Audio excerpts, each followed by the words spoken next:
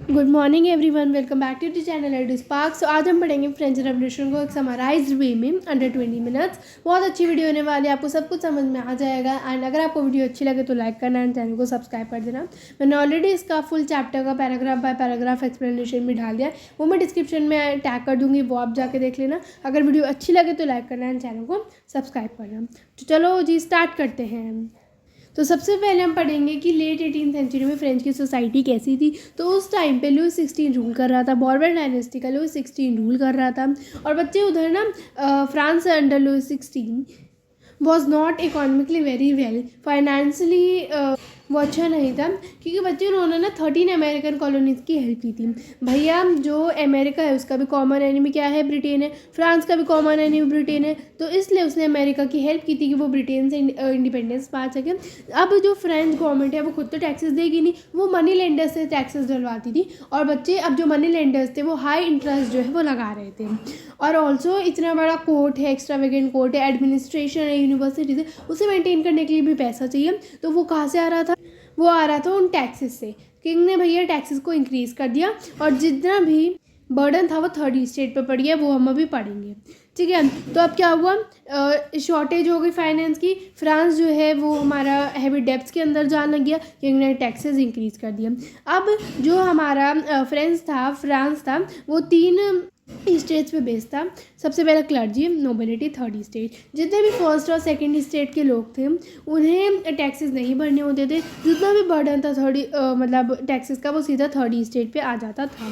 ठीक है, क्लर्जी जो है वो बर्थ से बाय बर्थ ही वो प्रिविलेजेस एंजॉय करते थे। नोबिलिटी को भी फ्यूडल प्रिविलेजेस मिल जाते थे और थर्ड स्टेट को ऐसे कोई प्रिविलेजेस नहीं मिलते थे। टैक्सेस का सारा बोझ उन पे ही था। क्लर्जी जो है वो पीजेंट्स से टैक्सेस जो है वो एक्सट्रैक्ट करती थी, जिसका नाम है टिथेस। नोबिलिटी, जितने भी नोबल्स के लोग होते थे, किंग के जो रिश्तेदार होते थे वो नोबिलिटी में आ जाते थे। वो जो है एक टैले नामक का टैक्स एक्सट्रैक्ट करते थे। और जो क्लर्जी उनमें आ जाते हैं जितने भी चर्च के लोग हैं। ठीक है, और थर्ड स्टेट में आ जाते हैं जो बड़े बड़े बिजनेसमैन होते हैं। देखो जितनी भी बाकी बची कैटेगरी है ना वो सारी इसमें आ जाती है। पहले में जितने भी चर्च के लोग हो गए, सेकंड में राजा के रिश्तेदार, एडमिनिस्ट्रेटिव यूनिट सारी ये आ गए।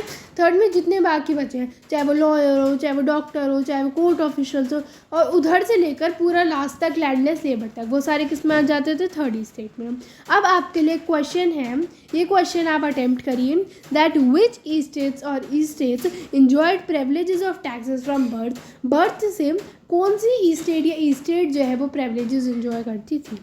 तो सोचिए, वीडियो पॉज करिए और इसका आंसर लिखिए। तो आई होप आपने वीडियो पॉज करके इसका आंसर लिख लिया होगा या बता दिया होगा। तो इसका आंसर है both A and B. Clergy and nobility को दोनों को ही प्रिविलेज मिलता था कि मतलब टैक्सेस का फ्रॉम बर्थ, उन्हें टैक्सेस नहीं पे करने होते थे। ठीक है, सो आगे बढ़ते हैं हम अपना।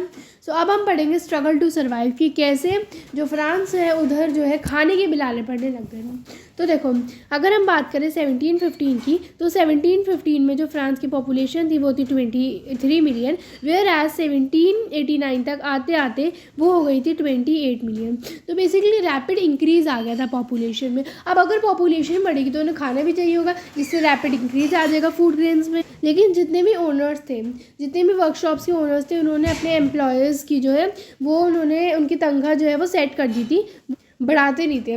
तो इससे जो वेजेस है वो उतने नहीं रहे, फूड ग्रेन्स की डिमांड बढ़ने लग गई, पॉपुलेशन बढ़ने लग गई और सिचुएशन और भी ख़राब हो जाती थी। जब या तो ड्रॉट आ जाता था, सूखा पड़ जाता था या ओले पड़ जाते थे। तो इससे हुआ सब्सिस्टेंस क्राइसिस। सो ये क्या होता है? एक ऐसी सिचुएशन जहाँ पर where basic means of livelihood is endangered, जहाँ पर जो बेसिक मीन्स होती है, बेसिक चीज़ें होती है रहने की, वो भी ना मिली। ठीक है, अब हम पढ़ेंगे कि कैसे जो मिडिल क्लास जो है कम्युनिटी एमर्ज हुई और उन्होंने प्रिविलेजेस में एंड लगाया, कैसे उन्होंने जो प्रिविलेजेस है उन्हें ख़त्म किया। सो देखो, जितने भी पीजेंट्स थे, जितने भी वर्कर्स थे, उनके पास इतने रिसोर्सेज नहीं थे कि वो सोशली या इकोनॉमिकली चेंज ला सके। तो जितनी भी रिस्पॉन्सिबिलिटी थी वो जितने भी प्रॉस्पेरस, जितने भी ऐसे रिच या एजुकेटेड मेंबर्स होते थे थर्ड स्टेट की, उनको पूरी रिस्पॉन्सिबिलिटी आ गई थी। तो एक पीजेंट्स मिडिल क्लास जो है वो एमर्ज हुए, नए नए आइडियाज़ हुए। अब सोसाइटी क्रिएट हुई किसके बेस पे? कि भाई फ्रीडम आनी चाहिए, सबको इक्वल लॉज मिलने चाहिए, सबको इक्वल अपॉर्चुनिटीज़ मिलनी चाहिए और गवर्नमेंट में ना डिवीजन ऑफ पावर होना चाहिए। डिवीजन ऑफ पावर क्या होता है? कि एक के हाथ में पावर न रहे, किंग के हाथ में पावर न रहे, जो पावर है वो डिवाइड हो जाए, सो दैट जो किंग है वो पूरी पावर को मिसयूज़ ना कर सके। तो बच्चे कई फिलोसफर्स आए, जैसे जॉन लॉक आए, रूसो आए एंड मोंटेस्क्यू आए। जैसे जॉन लॉक है, उन्होंने अपने 2 ट्रीटीज ऑफ गवर्नमेंट में बताया कि कैसे जो किंग को देवता माना जाता है, जो डॉक्ट्राइन ऑफ डिवाइन है एंड जो एब्सोल्यूट पावर है मोनार्की, उसे हटाना चाहिए। ठीक है, रूसो भी आगे चलते हैं और एक बुक लिखते हैं सोशल कॉन्ट्रैक्ट, जहाँ पर वो बताते हैं दैट गवर्नमेंट और लोगों के बीच में एक सोशल कॉन्ट्रैक्ट होना चाहिए। मोंटेस्क्यू ने लिखी स्पिरिट ऑफ लॉज, जहाँ पर वो डिवीजन ऑफ पावर कहते हैं कि कैसे जो पावर है वो legislator and executive and judiciary में बट जानी चाहिए। ठीक है, तो अभी ये जितने भी आइडियाज़ थे बच्चे, ये बहुत डिस्कस होने लग गए सैलॉन्स में, कॉफ़ी हाउसेस में। जो लोग मतलब जो लोग पढ़ नहीं सकते थे उन्हें तेज तेज सुना के पढ़ा जाता था। ठीक है, और जो न्यूज़ थी कि लुई 16 जो है वो टैक्सेस बढ़ाने की प्लान कर रहे हैं, ये जो है फैलती गई और लोग जो है इस सिस्टम के अगेंस्ट जो है प्रोटेस्ट करने लगे। तो आगे बढ़ने से पहले आपके लिए क्वेश्चन है कि सब्सिस्टेंस क्राइसिस क्या होता है, और ऐसे 2 फैक्टर बताने हैं जिसके वजह से सब्सिस्टेंस क्राइसिस आया था फ्रांस में। तो डिफाइन तो वो याद है कि that an extreme situation where basic means of livelihood is endangered is called subsistence crisis, and population बढ़ रही थी, increasing population and shortage of food grains is responsible. ये 2 फैक्टर्स रिस्पॉन्सिबल थे। ठीक है, आप वीडियो को पॉज कर रखा कीजिए, क्वेश्चन आने पर इसका आंसर बताइएगा, फिर आंसर देखेंगे।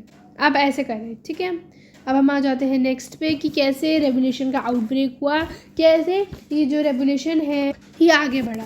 तो देखो, जो लुई 16 था उसने क्या कर दिए थे, टैक्सेस इंक्रीज़ कर दिए थे। लेकिन बेटा उस टाइम में ना एक के हाथ में पावर नहीं होती थी सिर्फ टैक्सेस को इंक्रीज़ करनी है। किंग को एक स्टेट जनरल की बॉडी बनानी पड़ती थी, जिससे वो जो टैक्स के प्रपोजल उसे पास करेगा और जो किंग है वो टैक्सेस बढ़ा देगा। ठीक है, तो 5 मई 1789 को लुई 16 ने वो असेंबली बुलाई, जिससे वो नए टैक्सेस का प्रपोजल को पास करने के लिए वो परमिशन ले सके।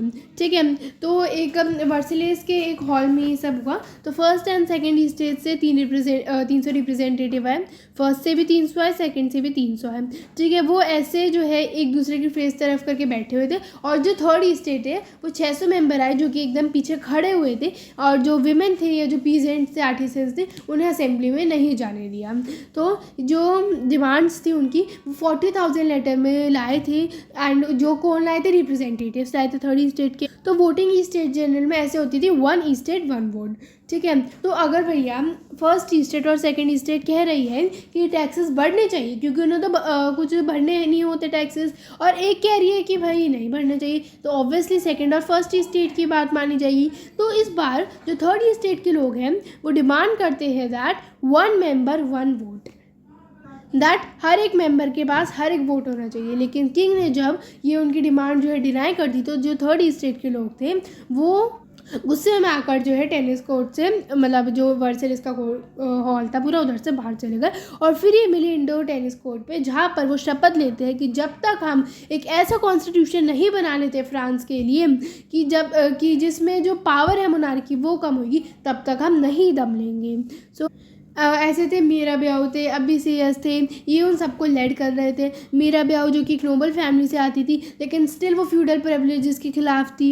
सिमिलरली अब्बेसियस थे, वो एक क्लर्जी कम्युनिटी से आते थे, वो एक प्रीस्ट थे, लेकिन फिर भी वो इसके खिलाफ थे, और वो व्हाट इज़ थर्ड स्टेट नामक का एक पैम्पलेट भी लिखते हैं। तो नेशनल असेंबली, उन्होंने अपने आप को क्या नाम दिया, नेशनल असेंबली। तो नेशनल असेंबली तो बिजी हो गई वर्सेलेस पे अपना कॉन्स्टिट्यूशन ड्राफ्ट करने के लिए, अपना कॉन्स्टिट्यूशन बनाने के लिए।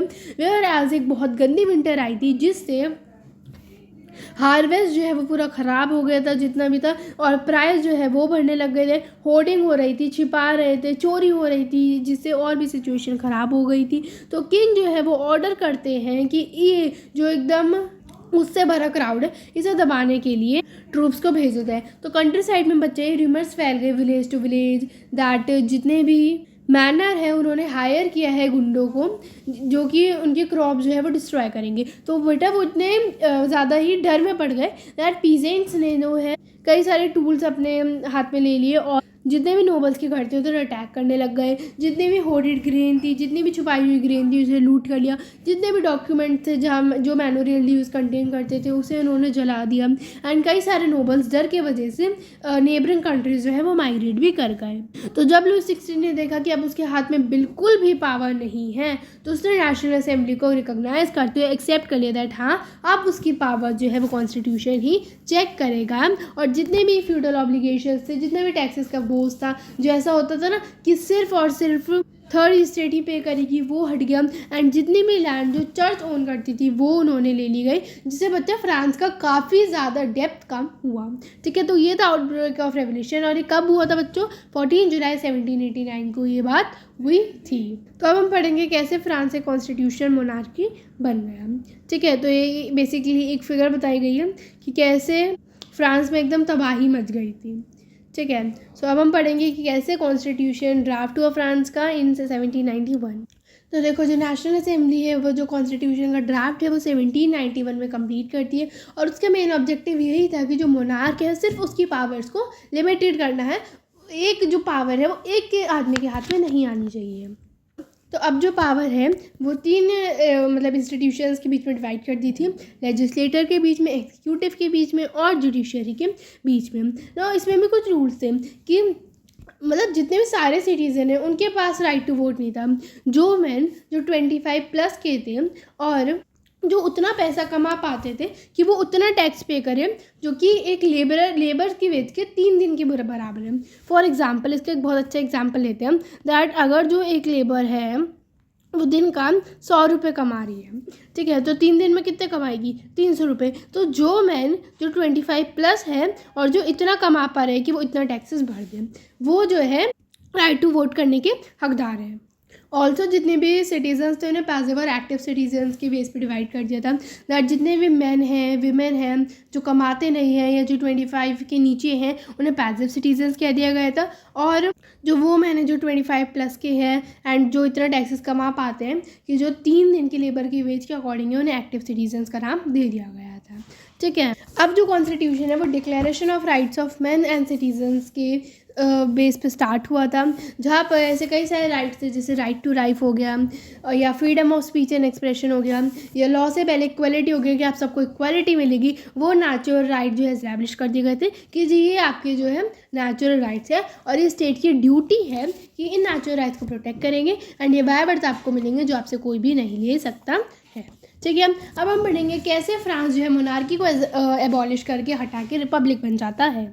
तो देखो, जब फ्रांस के राजा लुई 16 ने देखा कि उसके हाथ से अब पावर जा रही है, तो वो सीक्रेट नेगोशिएशंस में एंटर कर गया विद प्रूसिया, साजिशें करने लग गया। तो जितनी भी नेबरिंग कंट्रीज थी वो बहुत ज़्यादा परेशान हो गई थी, जितने भी फ्रांस में तहस नहस हो रही थी, तबाही चल रही थी, क्योंकि कहीं ना कहीं उन्हें भी इफेक्ट पड़ रहा था कि इन्हें देख के जितनी भी यूरोप भर की कंट्री है उनके लोग जो है प्रोटेस्ट ना करने लग गए, क्योंकि उस टाइम पे डिक्टेटरशिप ही चला करती थी, मोनार्की ही चला करती थी, राजा ही रूल करा करता था। तो उनसे पहले वो कुछ करती, नेशनल असेंबली ने ये वोट कर दी कि एक वॉर होगी प्रूशिया और ऑस्ट्रिया के खिलाफ एंड उन लोगों के खिलाफ, उन किंग्स और एरिस्टोक्रेसीज के खिलाफ जो पूरे यूरोप भर में हैं। तो उस टाइम पे मार्सिलेस, जो कि आज नेशनल एंथम है फ्रांस का, वो गाया गया था। रेवोल्यूशनरी वॉर स्टार्ट हुई, जिससे बच्चा बहुत लॉस हुआ, बहुत इकोनॉमिक डिफ़िकल्टीज़ लोगों को झेलनी पड़ी। जितने भी मैन थे वो तो फाइट कर रहे थे, जितनी भी वीमेन थी उनके पास रिस्पॉन्सिबिलिटी आ गई थी कि उन्हें अपने घर का भी देखना है और उन्हें पैसे भी कमाने हैं। तो जितना भी लार्ज सेक्शन था पॉपुलेशन का, वो कहते थे दैट इस रेवोल्यूशन को आगे लेना चाहिए, आगे बढ़ाना चाहिए। तो जितने भी पॉलिटिकल क्लब्स थे बच्चे वो बढ़ने लग गए, पॉलिटिकल क्लब्स बनने लग गए, बहुत ज़्यादा मात्रा में जो है इमर्ज होने लग गए। तो उनमें से सबसे ज़्यादा सक्सेसफुल जो था वो था Jacobin club. And Jacobin club में जितने भी लेस प्रॉस्पेरस सेक्शंस होते थे सोसाइटी के, वो जो है अपने आइडियाज़ को डिस्कस करते थे, जो उन्हें गवर्नमेंट की पॉलिसीज़ जो शेयर करनी होती थी वो करते थे। फॉर एग्जांपल वॉच मेकर्स आ गए, प्रिंटर्स आ गए, सर्वेंट्स आ गए, डेली वेज वर्कर्स, वो इस क्लब को ज्वाइन करा करते थे और उसका लीडर जो था वो था मैक्सिमल रॉबेस्पियर।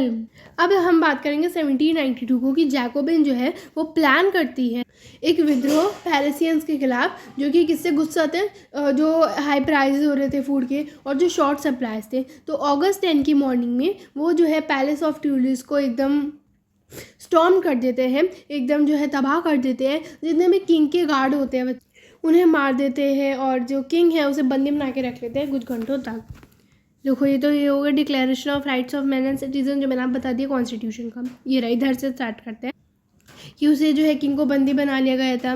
लेकिन जो असेंबली है, जो न्यूली इलेक्टेड असेंबली है, और न्यूली इलेक्टेड असेंबली कौन थी, जो जैकोबिन के मेंबर्स थे, वो वोट करते हैं दैट चलो भाई किंग को जो है अब जो बंदी बना रखे हैं उन्हें हटा दिया जाए। एंड देयरफॉर जो लुई 16 था उसे 21 जैन 1793 को पब्लिकली एग्जीक्यूट कर दिया गया।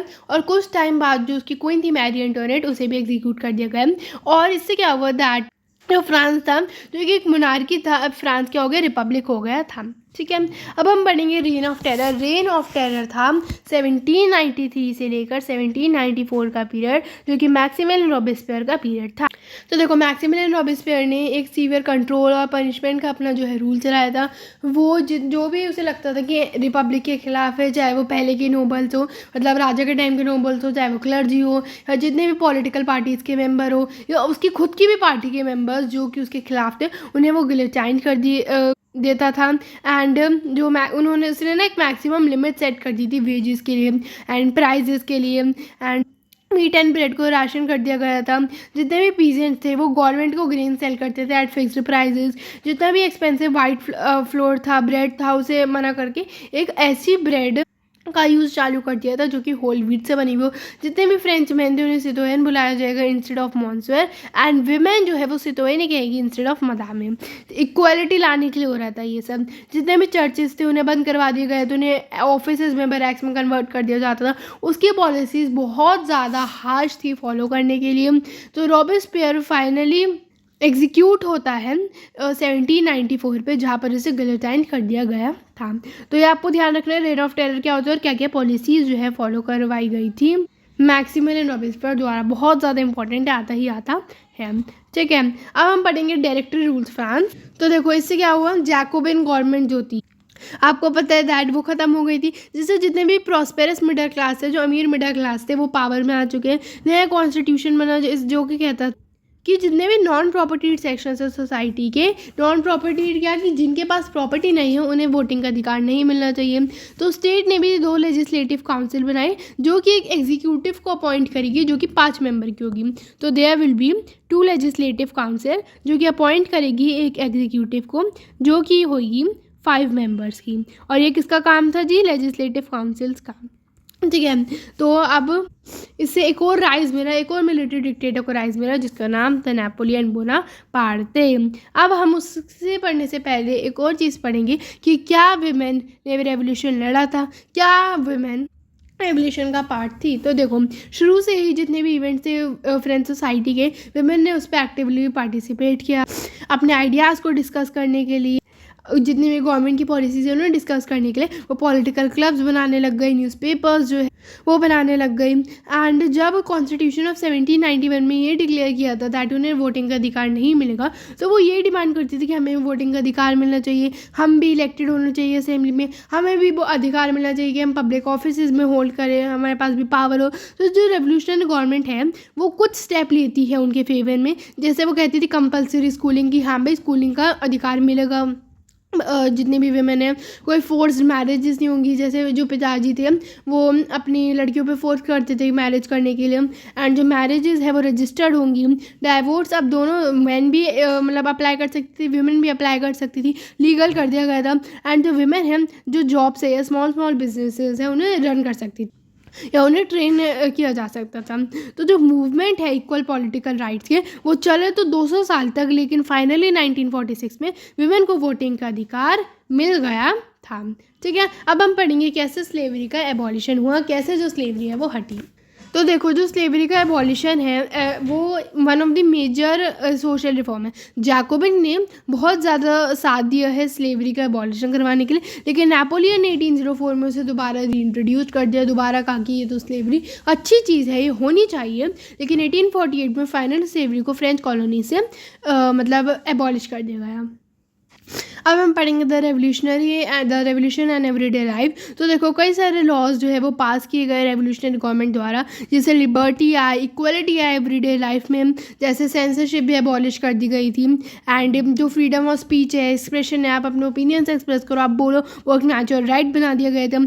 जितने भी व्यूज़ थे, जितने भी आइडियाज़ थे, वो देश भर में फैले, कंट्री साइड में फैले, जितने भी प्लेस थे, सॉन्ग्स थे जो उन आइडियाज़ को कंटेन करते थे, जैसे लिबर्टी, जस्टिस, वो आइडियाज़ जो है काफ़ी हद तक उन्होंने एजुकेटेड पीपल को अट्रैक्ट किया। तो ऐसा चला कि जो लिबर्टी और इक्वलिटी, फ्रेटर्निटी के आइडियाज़ है वो तो देश भर में पॉपुलर ही होने लग गए। ठीक है, अब हम पढ़ेंगे कैसे जो नेपोलियन है उसका सबसे पहले राइज हुआ, कैसे वो पावर में और फिर उसका फॉल हो गया, कैसे वो पावर से हट गया। तो देखो नेपोलियन बोनापार्ट 1804 में किंग बन चुका था फ्रांस का, और वो एक ऐसी पॉलिसी खेलता था जहाँ पर वो मतलब ऐसे युद्ध लड़ता था, और फिर अगर वो जीत जाता तो अपने किसी रिलेटिव को बिठा देता था, जिससे वो नए नए किंगडम जो है वो इस्टेब्लिश करता था। इसलिए कई लोग उसे मॉडर्नाइजर ऑफ फ्रांस भी कहते थे। कई सारे लॉज लाए, जैसे प्राइवेट प्रॉपर्टी की प्रोटेक्शन, वेट्स और मेजर्स का यूनिफॉर्म सिस्टम, डेसिमल सिस्टम का भी लाया था। लेकिन फाइनली 1815 में वाटरलू की वॉर में वो हरा दिया गया, लेकिन उसके जो मेजर्स थे वो उसके बाद भी कई टाइम तक चले थे। अब हम पढ़ेंगे लेगेसी ऑफ फ्रेंच रेवोल्यूशन। तो जो आइडियाज़ थे फ्रेंच रेवोल्यूशन के, जैसे लिबर्टी या डेमोक्रेटिक राइट्स, वो यूरोप भर में काफ़ी पॉपुलर हुए। जो कॉलोनीज़ थी, जितनी भी टेरिटरीज थी साइड की, जितने भी देश भर की कॉलोनीज थी, वो इन्फ्लुएंस हुई फ्रीडम के आइडियाज़ से, एंड फॉरेन कैपिटिविटी है कि कैसे जो कोई भी बाहर रूरल आके रूल कर रहा है, वो हमारी कंट्री में क्यों रूल करे, उसे हटाना चाहिए। इंडिया में भी आइडियाज़ काफ़ी स्प्रेड हो, जिससे हमने ब्रिटिश रूल से भी इंडिपेंडेंस पाया। ठीक है, तो यही था हमारा चैप्टर। होप आपको समझ में आया होगा। अब एक छोटा सा क्वेश्चन है, ये भी आप खुद करेंगे, explain the rise and fall of Napoleon. ये भी नोट से ही है, मैं आपको इसका आंसर दिखा देती हूँ। होप आपने आंसर कर दिया होगा इसका। ये आ जाएगा जो पूरा इसका प्रोसेस था कि कैसे उसने आपको क्राउन किया, इजहर से लेकर कि कैसे वो वाटरलू में हार गया था। ठीक है, चलो स्टार्ट करते हैं कि सोसाइटी कैसी थी। तो सबसे पहले हम पढ़ेंगे the age of social change. तो देखो फ्रेंच रेवोल्यूशन के बाद आपकी बुक में जो है रशियन रेवोल्यूशन दे रखा है। तो फ्रेंच रेवोल्यूशन से इंस्पायर्ड होकर कई सारे ऐसे आइडियाज़ थे इंडिविजुअल राइट के, फ्रीडम के, इक्वालिटी के, जो यूरोप भर में एंड इवन एशिया में भी डिस्कस होने लग गए थे। उसी टाइम पे रिस्पॉन्सेज जो थे ना वो वैरी करते थे, डिफरेंट लोगों के डिफरेंट ओपिनियंस होते थे, जिसके बीच में तीन जो व्यूज़ थे वो आए। सबसे पहले थी कैटेगरी लिबरल्स, फिर थे रेडिकल्स एंड फिर थे कंजर्वेटिव्स। ठीक है, तो लिबरल्स वो लोग थे जो हर एक रिलीजन को मानते थे, जो हर एक रिलीजन को टॉलरेट करते थे, एंड जो डायनेस्टिक रूलर्स की अनकंट्रोल पावर होती है, पावर एक के हाथ में होती है, उन्हें कोई कंट्रोल नहीं कर सकता, वो इसके खिलाफ थे। एंड वो कहते थे दैट जितने भी इंडिविजुअल्स हैं उनके राइट्स को प्रोटेक्ट किया जाए, सेफगार्ड किया जाए। एंड अब आप सोच रहे होंगे दैट वो एक डेमोक्रेट्स थे, उनकी हमें आइडियोलॉजी फॉलो करनी चाहिए। लेकिन चिल्ड्रेन, इनके आइडियोलॉजी को हम फॉलो करने इसलिए नहीं कह सकते क्योंकि ये दो चीज़ों पे बिलीव नहीं करते थे। सबसे पहला कि वोटिंग के अधिकार प्रॉपर्टीड मैन को नहीं देने चाहिए, प्रॉपर्टीड मैन को ही देने चाहिए, नॉन प्रॉपर्टीड मैन को ना दें। मतलब जिनके पास प्रॉपर्टी है सिर्फ उन्हें वोटिंग का अधिकार मिलना चाहिए, और जो लोग विमेन थी उन्हें वोटिंग का अधिकार नहीं मिलना चाहिए। दूसरी कैटेगरी तो दूसरी आइडियोलॉजी हुई रेडिकल्स, जो कि बिलीव करते थे गवर्नमेंट किसके बेस पे होगी, कि कंट्री की पॉपुलेशन की मेजॉरिटी पे बेस होगी। ठीक है, वो किसके खिलाफ थे कि जो वेल्दी फैक्ट्री ओनर्स को, लैंड ओनर्स को, जितने भी अमीर लोग हैं उन्हें जो प्रिविलेजेस मिलते हैं बाय बर्थ, वो उनके खिलाफ थे। एंड उन्हें ये पसंद नहीं था कि पावर एक के हाथों में रहती, एक इंडिविजुअल के हाथ में रहती। एंड ऑल्सो जितने भी वीमेन की वोटिंग राइट्स के मूवमेंट थे वो उन्हें भी सपोर्ट किया करते थे। नेक्स्ट है कंजर्वेटिव। कंजर्वेटिव एक ऐसी आइडियोलॉजी थी जो पहले कहते थे कि मुझे चेंज नहीं चाहिए, हमें कोई चेंज नहीं चाहिए, लेकिन टाइम के साथ उन्होंने एक्सेप्ट किया that some changes are necessary. तो वो बिलीव करने लग गए थे that some changes are necessary, और उन्होंने कुछ चेंजेस को एक्सेप्ट भी किया था। लेकिन उसके बाद वो बिलीव करने लग गए थे, वो इसी भी चीज़ पर बिलीव करते थे दैट जो पास्ट है उसे प्रिजर्व करना है, वो रिस्पेक्ट होना बहुत ज़रूरी है, पास्ट की वैल्यूज़ पे नहीं भूलना चाहिए। एंड नेक्स्ट वो चेंज चाहते थे, लेकिन एक ग्रेजुअली चेंज चाहते थे, एक स्लो प्रोसेस के थ्रू चेंज चाहते थे। तो ये थी हमारी तीन आइडियोलॉजी जो उस टाइम पे इमर्ज हुई, लिबरल्स, रेडिकल्स एंड कंजर्वेटिव्स। तो सबकी डिफरेंट आइडियोलॉजी थी। ठीक है, तो ये कैटेगरीज हैं। अब हम पढ़ेंगे आगे, उससे पहले आपको एक क्वेश्चन करना है।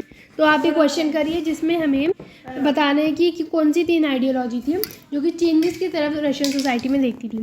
तो लिबरल्स, रेडिकल्स, कंजर्वेटिव्स, आपको उनकी आइडियोलॉजी लिख देनी है पूरी। ठीक है, उसके बाद industrial society and social change. तो देखो इंडस्ट्रियल रेवोल्यूशन आया, मतलब कि नई नई सिटीज़ हुई, इंडस्ट्रियल रेवोल्यूशन आया, ट्रेन बननी स्टार्ट हुई, जिससे जो मैन वीमेन और चिल्ड्रन थे वो फैक्ट्रीज़ में जाके काम करने लग गए और जो वर्कर्स थी उनमें इंक्रीज़ आ गया। अब बहुत ज़्यादा वर्कर्स जो है वो रूरल एरिया से अर्बन एरियाज़ में आने लगे, माइग्रेट करने लग गए और उधर रहने लगे। वो क्या करते थे, जिसमें उनका वर्किंग आवर्स क्या होता था, ज़्यादा होता था, बहुत टाइम तक उन्हें काम करना होता था, उन्हें 18 घंटे काम करना होता था, लेकिन उनको जो तनख्वाह मिलती थी, जो उनको वेजेस मिलती थी उनके काम करने के बदले, वो बहुत कम होती थी।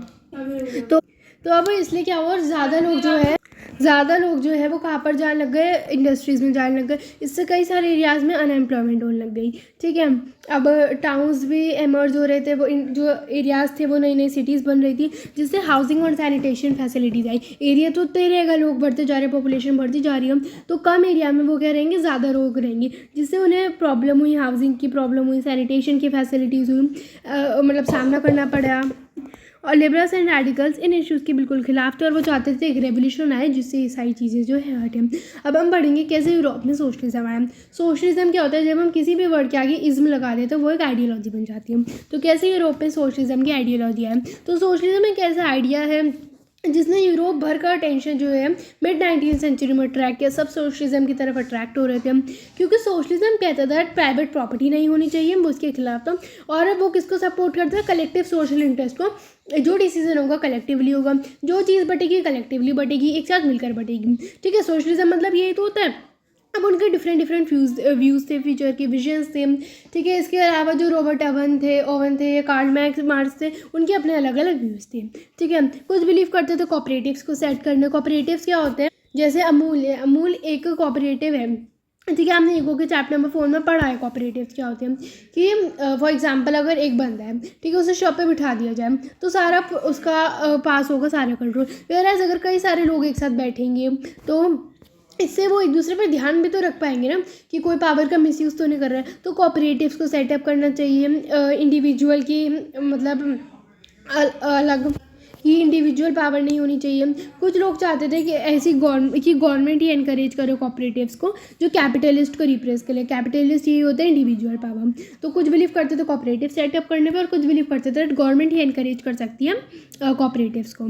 सो जिससे हमारा एक कम्युनिस्ट सोसाइटी को बर्थ मिले, कम्युनिस्ट सोसाइटी के आइडियाज़ जो है वो डेवलप हुए। ठीक है, अब हम पढ़ेंगे सपोर्ट फॉर सोशलिज्म की, सोशलिज्म को किस चीज़ का सपोर्ट मिला। तो जो सोशलिस्ट के आइडियाज़ थे यूरोप भर में जो है फैलते गए, जिससे सेकंड इंटरनेशनल नामक एक पार्टी का जो है फॉर्मेशन हुआ, वो पार्टी बनी। एंड जितने भी वर्कर्स थे, जैसे वो उन्होंने कई सारे एसोसिएशंस बनाई, जैसे सोशल डेमोक्रेटिक पार्टी और लेबर पार्टी, जो कि इंग्लैंड में, जर्मनी में फॉर्म हुई, जिससे वो एक ही चीज़ डिमांड करती थी, लेबरिंग कंडीशन से इंप्रूव करो वर्कर्स की, एंड जो इतने लॉन्ग वेजिंग मतलब वर्किंग आवर्स से उन्हें कम करो और हाई वेजेस करो। ठीक है, तो फंड्स भी बनाने लग गए, जिससे जो मेंबर है, जितने वर्कर्स हैं, उनका डिफ़िकल्ट टाइम्स में हेल्प किया जा सके। एसोसिएशंस जो कि कलेक्टिवली काम करती थी, और वो कहती थी जो वर्कर जो है डिफ़िकल्ट टाइम में उनकी हेल्प करने पे वो प्रेशराइज़ करती थी, जो और यही चीज़ डिमांड कर दी उन्होंने कि रिड्यूस करो वर्किंग आवर्स एंड मिलना चाहिए वोटिंग का। ठीक है, तो जो आइडियाज़ के सोशलिस्ट के उन्होंने लेजिस्लेशन को शेप किया, लेकिन मतलब सब लोग चाह रहे थे कि ऐसा आइडिया है, लेकिन वो एक ऐसी गवर्नमेंट बनाने में सक्सेस नहीं हुए। जितने भी कंजर्वेटिव्स थे, लिबरल्स थे और रेडिकल्स थे, उन्होंने कंटिन्यू किया गवर्नमेंट बनाना। ठीक है, अब हम पढ़ेंगे रशियन रेवोल्यूशन। ये हमारा बेसिकली था सोशलिज्म इन यूरोप, की कैसे यूरोप में सोशलिज्म फैला। अब हम पढ़ेंगे रशियन रेवोल्यूशन के बारे में। तो देखो, रशियन रेवोल्यूशन में होता है कि जब जो मोनार्की है, जो कंट्री में मोनार्की फॉलो हो रही थी, वो हटी इन फरवरी 1917। एंड कई सारे रेवोल्यूशनरी इवेंट्स हुए, जैसे 1905 रेवोल्यूशन हुआ, अक्टूबर 1917 में इवेंट हुआ, तो कई सारे इवेंट्स हुए। ठीक है, सो अब हम पढ़ेंगे 1914 के टाइम पे रशियन एम्पायर कैसा था। तो जो त्सार निकोलस था वो रशिया में रूल कर रहा था। कई सारी उसकी जो है टेरिटरीज थी, कई सारे उसके एरियाज अंडर आते थे। बहुत बड़ा था Russian empire. Finland, Lithuania, Estonia and Poland के, यूक्रेन के, इनके पार्ट्स भी आते थे, एंड सेंट्रल एशिया, जॉर्जिया, ये सब आता था। अब उधर जो मेन रिलीजन फॉलो होता था वो होता था कैथोलिक्स का, प्रोटेस्टेंट्स का, मुस्लिम, इवन बुद्धिस्ट भी उधर प्रेजेंट थे। तो रिलीजन्स उधर ये भी फॉलो होते थे। ठीक है, तो अब हम पढ़ेंगे सोशलिज्म इन रशिया। तो देखो, जो 85% ऑफ रशियन इकॉनमी थी वो बेसिकली किस पर डिपेंडेंट थी, एग्रीकल्चर पर डिपेंडेंट थी। तो इंडस्ट्रीज उधर बहुत ज़्यादा कम थी। वेयर एज 1890s तक आते आते जो रशियन रेलवे नेटवर्क है उधर एक्सपेंशन हुआ एंड इंडस्ट्रीज जो है वो बढ़ी, वरना उधर क्या थी, इंडस्ट्रीज बहुत कम थी, क्योंकि 85% ऑफ द लोग एग्रीकल्चर पर ही डिपेंडेंट थे, ठीक है। लेकिन इंडस्ट्रीज जो थी वो प्राइवेटली ओन कर रखी थी, मतलब कोऑपरेटिव्स नहीं थे कि बहुत सारे लोगों ने ओन कर रखी, एक पर्टिकुलर इंडिविजुअली बैठता था। तो इंडस्ट्री जो थे वो प्राइवेटली ओन थी, इसलिए कई सारी बड़ी बड़ी फैक्ट्रीज थी, लार्ज लार्ज फैक्ट्रीज थी, देवर अंडर द गवर्नमेंट सुपरविजन, ऐसी बहुत ज़्यादा कम थी। लेकिन स्टिल जो फैक्ट्री रूल्स थे, मतलब गवर्नमेंट जो है वो ट्राई कर रही थी कि फैक्ट्री रूल्स बनाए जहाँ पर वो कहती थी कम वर्किंग आवर्स होनी चाहिए, ज़्यादा वेजेस होनी चाहिए। लेकिन स्टिल फैक्ट्री रूल्स जो थे उन्हें तोड़ दिया जाता था जो स्मॉल स्मॉल वर्कशॉप्स में। एंड वर्कर्स जो थे ना वो डिवाइडेड थे बाय स्किल के बेस पे। जैसे मेटल वर्कर्स को सबसे ज़्यादा बेसिकली टॉप में माना जाता था, एरिस्टोक्रेट्स माना जाता था,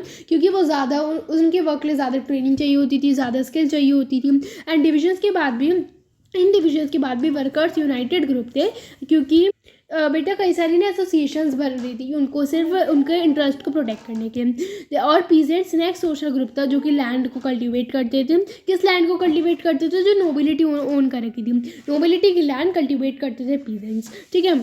तो पीजेंट्स कैसे डिवाइडेड थे? पीजेंट्स डिवाइडेड थे अलॉन्ग रिलीजियस लाइन्स, लेकिन वो भी यूनाइटेड थे अगेंस्ट नोबिलिटी के खिलाफ जाने के लिए सब जो है वो यूनाइटेड ग्रुप बन जाते थे। एंड पीजेंट्स की कम्युनिटी को नाम दिया जाता था कम्यून, जिसका नाम मेरे भी कहा जाता था MIN, ठीक है। वो लैंड को एक साथ खरीदते थे और उन्हें डिवाइड करते थे on the basis of needs, कि हर एक जने को पर्टिकुलर जने को क्या चाहिए और उनकी नीड्स के हिसाब से। तो 1914 से पहले जितनी भी रशिया में पॉलिटिकल पार्टीज थी वो सब बैन थी। एंड जो रशियन सोशल डेमोक्रेटिक पार्टी थी, इधर आ जाएगा, इधर थोड़ा सा करेक्शन है, डेमोक्रेटिक आ जाएगा।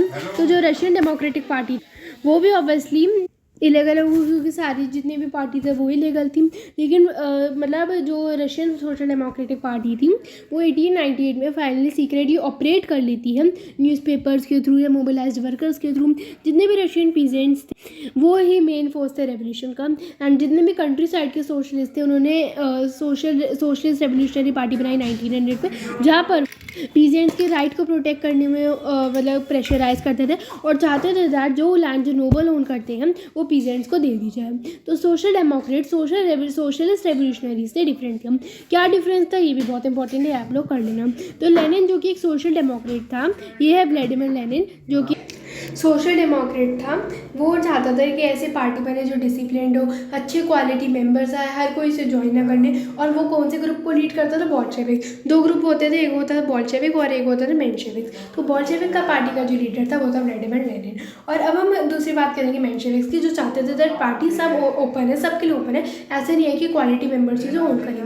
तो रशियंस ऑटोक्रेसी का फॉलो करते थे, जब जो सारे हैं वो पार्लियामेंट के रिस्पॉन्सिबल नहीं थे, वो खुद डिसीजन लेते था जो उसकी मर्जी होती थी। तो लिबरल्स चाहते थे दैट ये जो चीज़ें हो रही है इस पर एंड लग जाए, तो इसलिए उन्होंने सोशल डेमोक्रेट्स और सोशल रेवोल्यूशनरी के साथ हाथ मिला लेते और एक कॉन्स्टिट्यूशन डिमांड करते हैं, ठीक है। ये आपको पिक्चर दिख रही है व्लादिमीर लेनिन की, जो कि बेसिकली एक रेवोल्यूशन लाना चाह रहा है, ठीक है। अब हम पढ़ेंगे 1905 रेवोल्यूशन। तो जो 1905 ईयर है वो रशियन वर्कर्स के लिए रिकॉर्डेड है, सबसे गंदा ईयर माना जाता है, क्योंकि जितने भी बेसिक गुड्स होते हैं उनकी प्राइस जो है वो बढ़े, लेकिन उनकी वेजेस में वो जो है बहुत डिक्लाइन आया। तो जो वर्कर्स हैं उनको डिसमिस कर दिया गया, मतलब इंडस्ट्रीज से उन्हें हटा दिया गया। तो बच्चे स्ट्राइक्स बढ़ने लगे, प्रोटेस्ट बढ़ने लगे, जहाँ पर वो रिडक्शन के मांगते थे वर्किंग आवर्स में, वेजेस में इंक्रीज मांगते थे और कहते थे उनकी वर्किंग कंडीशंस को इम्प्रूव करो। तो वर्कर्स ने जो प्रोसेशन है जब ये विंटर पैलेस पहुंचा, ये जब जो वर्कर्स का प्रोसेशन है ये विंटर पैलेस पहुंचे, जिसका जो लीडर था वो फादर गैपन था। तो बच्चे वो सिर्फ नॉर्मल बात करना चाह रहे थे, वो कोई प्रोटेस्ट नहीं कर रहे थे। तो जब वो विंटर पैलेस पहुंचा तो पुलिस ने उन्हें मार दिया, कई सारे लोग मरे। एंड ये इस दिन को नाम दिया गया ब्लडी संडे, और इससे ही 1905 रेवोल्यूशन जो है वो स्टार्ट हुआ। तो कई सारी ऐसे कंट्री साइड में स्ट्राइक्स चली, जो स्टूडेंट्स थे उनके वॉकआउट्स हुए, कई सारी ऐसी चीज़ें हुई। और इस रेवोल्यूशन के अंदर सार ने कहा ठीक है मैं एक पार्लियामेंट बनाऊंगा, और पार्लियामेंट बनी हुई जिसका नाम था डूमा, लेकिन उसे 75 डेज़ के अंदर ही डिसॉल्व कर दिया गया। तो पॉलिटिकल एक्टिविटीज सार ने रिस्ट्रिक्ट कर दी थी और पहली डूमा को सस्पेंड कर दिया था। एंड वो एक सेकेंड डूमा लाता है जहाँ पर वो सिर्फ कंजर्वेटिव लोगों को रखता है, इधर कट कर दो, मतलब जो भी उसके फेवर के लोग थे। और लिबरल्स एंड रेवोल्यूशनरीज को कहता है तुम इस पार्टी में, तुम इस पार्लियामेंट में, तुम्हारा कोई रोल नहीं है। अब हम पढ़ेंगे क्या फर्स्ट वर्ल्ड वॉर थी और क्या रशियन एम्पायर था। तो जो फर्स्ट वर्ल्ड वॉर थी वो 1914 में स्टार्ट होती है, जैसा कि आपको पता ही होगा। और सेंट्रल और पावर्स के बीच में होती है, that is Germany, Austria, Turkey, जिसे आप ऐसे याद कर सकते हो GTA के नाम से। और फ्रांस, ब्रिटेन और रशिया के नाम से चली थी, जिसे बाद में USA यानी इटली ने भी ज्वाइन कर लिया था। तो सार निकोलस ने डूमा से बिना मुझे कोई भी डिसीजन ले लिया, तो वो भी वॉर का मेजर कारण बन गया था। तो रशिया ने बच्चा को काफ़ी सफ़र किया था एंड इकोनॉमिकली भी रशिया बहुत बिगाड़ जा रहा था। इकोनॉमी वॉज बैडली हिट क्योंकि बच्चे जितनी भी इंडस्ट्रियल रिक्वायरमेंट्स थे उन्हें तोड़ दिया जा रहा था। लेबर की शॉर्टेज पड़ रही थी क्योंकि वो प्रोटेस्ट करने में लगे पड़े थे। जितनी भी छोटी छोटी वर्कशॉप्स थी ना, उन्हें शट डाउन कर दिया गया था एंड लोगों ने काफ़ी हद तक फूड की स्कार्सिटी फेस की, ब्रेड की या फ्लोर की, जो बेसिक नेसेसिटीज़ होती हैं। अब हम पढ़ेंगे कैसे पेट्रोग्राड में फेब्रुअरी रेवोल्यूशन आया। तो 1917 की विंटर ने इस चीज़ को और भी वर्स बना दिया क्योंकि जो फूड की शॉर्टेज हो रही थी एंड जो वर्कर्स थे वो दोबारा एक प्रोटेस्ट करने लग गए कि फैक्ट्री को क्यों लॉकआउट कर दिया, फैक्ट्री को लॉक कर दिया। तो उन्होंने वर्कर्स ने इस चीज़ के प्रोटेस्ट की और ये जो स्ट्राइक है ये जो है विमेन ने भी ज्वाइन की। जब इस इवेंट को वुमेन ने भी ज्वाइन किया स्ट्राइक को, इसका नाम दिया गया इंटरनेशनल वुमेन्स डे। जितनी भी पुलिस थी उन्हें बुलाया गया, जिससे जो लोग हैं जो प्रोटेस्ट कर रहे हैं उन्हें रोक दिया जाए, डूमा को सस्पेंड कर दिया गया। तो आप देख लो कैसे एक एक करके सारा अपना ऑर्डर चला रहे हैं, ठीक है। तो जितने भी डेमोन्स्ट्रेटर्स थे वो उन्होंने अपनी तरफ पुलिस को भी कर लिया, उन्होंने स्लोगन से रेस किए। और जब राजा के कहने पर पुलिस ने मना कर दिया दैट हम प्रोटेस्टेंट्स पे जो है नहीं करेंगे, गोली नहीं मारेंगे या हम उन्हें पे फायर नहीं करेंगे, तो कई सारे ऐसे लोग थे जो कि उस चीज़ को ज्वाइन करने लग गए, जिससे फॉर्मेशन हुई सोवियत की। किसकी फॉर्मेशन हुई? सोवियत की। जब सब राज्य के खिलाफ जा रहे थे एंड लोगों ने धीरे धीरे करके जितनी भी पुलिस है, जितनी भी सोल्जर्स है राज्य की आर्मी, उसे भी अपने तरफ कर लिया। एक प्रोविंशियल गवर्नमेंट फॉर्म हुई एंड एक कॉन्स्टिट्यूएंट असेंबली, जो कि कौन इलेक्ट कैसे इलेक्ट होगी? यूनिवर्सल एडेड सफरेज से, UAF यूनिवर्सल एडेड फ्रेंचाइज से इलेक्ट होगी। तो मनार्की फाइनल 1917 में रशिया में खत्म हो जाती है। आई होप आपको चैप्टर समझ में आ रहा होगा। अगर बच्चा आपको चैप्टर इतना सा भी अच्छा लग रहा होगा तो वीडियो को लाइक करना एंड चैनल को सब्सक्राइब करना। तो अब हम पढ़ेंगे आफ्टर फेब्रुअरी का, जो फेब्रुअरी का रेवोल्यूशन उसके बाद क्या हुआ। तो देखो अब इलेक्टेड गवर्नमेंट चाहते थे, जितनी भी पब्लिक मीटिंग्स थी उस पर रेस्ट्रिक्शंस लग गई, एसोसिएशन बनने लग गई एंड लेनिन जो कि भाग गया था 1917 में, वो उस एग्जाइल से लौटा। अब लेनिन के अप्रैल डिजीज़ के अंडर क्या आता? लेनिन के अप्रैल डिजीज़ की कि जो World War I है इसे बंद कर दिया जाए और जो बैंक्स को नेशनलाइज कर दिया जाए एंड लैंड जो है वो पीजेंट्स को ट्रांसफ़र कर दी जाए। ये लेनिन की अप्रैल डिजीज़ थी, ठीक है। तो लेनिन ने अपनी अप्रैल डिजीज़ रिलीज़ की। बॉल्शेविक पार्टी को रीनेम करके कम्युनिस्ट पार्टी कर दिया गया एंड बॉल्शेविक जो थे उसके अंडर जो लीडर्स थे उनका इशू डिफरेंट था। वर्कर्स की मूवमेंट स्टार्ट हुई, ट्रेड यूनियंस बढ़ने लग गई एंड जब उन्होंने देखा कि उनकी जो पावर या इन्फ्लुएंस है वो रिड्यूस हो रहा है, तो कब प्रोविंशियल गवर्नमेंट ने देखा, तो प्रोविंशियल गवर्नमेंट ने कुछ स्टेप्स लिए जिससे वो बॉल्शेविक्स के खिलाफ जा सके। जैसे जितने भी रूरल एरियाज थे उसमें पीजेंट्स और सोशलिस्ट रेवोल्यूशनरीज ने पीजेंट्स को इन्फ्लुएंस किया, जिससे उनकी लैंड सीज कर देते थे। अब अक्टूबर रेवोल्यूशन 1917, तो देखो ये जो कॉन्फ्लिक्ट, ये जो इनके बीच का ये जो युद्ध जो था वो बढ़ता चल गया।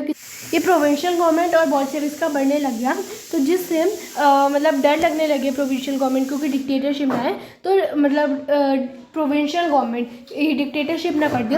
इसलिए लेनिन ने एक प्लान किया, एक सीक्रेट प्लान, जो कि उसकी डेट किसी को नहीं पता था, सिर्फ वो चाहता था वो पावर में और बेसिकली डिक्टेटरशिप ना आए, ठीक है। तो ये अपराइजिंग जो होता है ये 24 अक्टूबर 1917 को जो है वो होता है स्टार्ट, जहाँ पर दोनों साइड जो है वो ट्राई कर रही थी पावर लेने का।